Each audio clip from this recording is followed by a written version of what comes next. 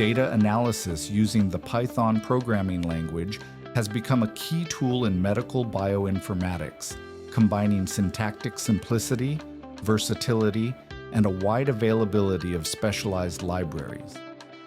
Python is a high-level, multi-paradigm, and cross-platform language whose clear, indented structure promotes code readability and reproducibility of analyses.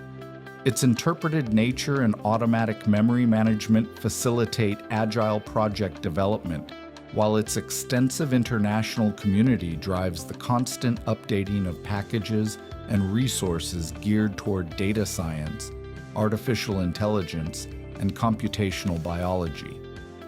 From a technical standpoint, Python allows working with multiple data types, integers, floats, strings, and Boolean values, as well as more complex structures such as lists, tuples, dictionaries, and sets, which form the basis for the organized management of biomedical information.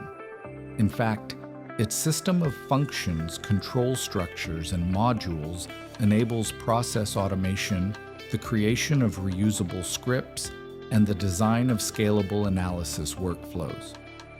Furthermore, package managers like pip and virtual environments like Conda allow for the installation and management of specific dependencies, ensuring stability and reproducibility in complex projects.